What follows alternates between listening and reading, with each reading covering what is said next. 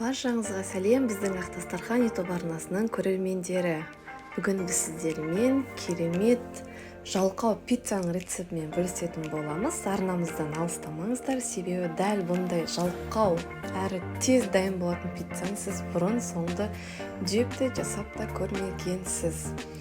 Яғни балаларыңыз пицца жеймін деп соңынан қалмай, бірақ сіздің оның қамырын илеуге уақытыңыз болмаса, дәл осы рецепт мұнда сізге арналады. Ең алдымен біз не істейміз? Осылай бізге ірімшік керек болады. Байқасаңыздар, құрамындағы заттардың бәрі өте оп-оңай, үйден табыла қалатын заттар. Кез келген ірімшік түрін пайдалансаңыздар болады. Осылай ірімшікті майда етіп 4-3 бөліктерге бөліп аласыздар. Дәл видеода көрсетілгендей. Енді оны ыдысымызға салып аламыз. Ендігі кезекте бізге колбаса қажет болады. Колбасаны да қалаған түрін ала берсеңіздер болады. Мейлі ол копченый болсын, немесе вареный колбаса болсын, кез келген түрін пайдалансаңыздар болады. Ал егер колбаса мүлде жемейміз дейтін болсаңыздар, оның орнына тауықтың етін пайдалансаңыздар да тіпті керемет. Тауықтың еті болмаса, оны қоспай-ақ қойсаңыздар да дәмі күшті болып шыға беретін пицца.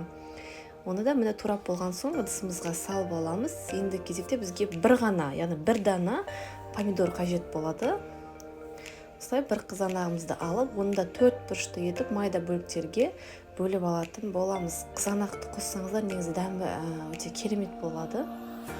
Міне дәл видеодағыдай етіп, оны да бөліктерге бөліп ыдысымызға салып аламыз. Одан соң бізге бір жұмыртқа қажет болады. Осылай бір дана жұмыртқамызды жарып, жақсылап араластырып шығамыз.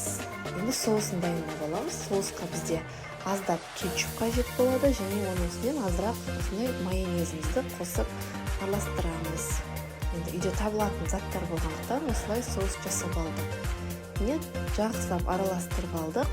Енді біз осылай батон нандарын қолдандық. Егер сіз ондай нан болмайтын болса, оның орнына булка нандар бар ғой, дәл соны қолдансаңыздар болады. Кез келген үйіңізде бір желінбей қалған нандарды пайдалана берсеңіздер де болады. Себебі бұның үстіне жаңа біздің массамызды салып болғаннан кейін қоспаларымызды духовкаға бір салған соң нанымыз жұмсаратын болады. Кез келген қатты нан жұмсарып, қытырлақ әп-әдемі болып шығады.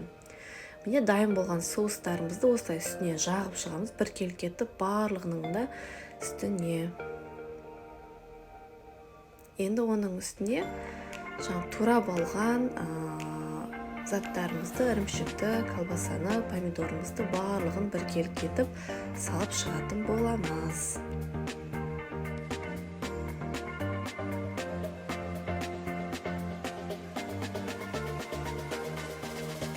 Міне барлығын орналастырып алдық. Міне дәл осындай болып шығады. Ал енді біз қызып тұрған духовкамызға оны салып пісіріп алатын боламыз. Пісіргенде қатты піспейді, бір еріп шықса болды. 150-120 градус отта бір 10 минут қойып алсаңыздар болғаны. Міне қараңыздар, әп-сәтте дайын болатын біздің жалқау пиццаларымыз дайын болды. Енді дәмі өте керемет. Дәл осылай прям духовкадан шыққаннан бізде балалардың барлығы талас тұрып жеп қойды.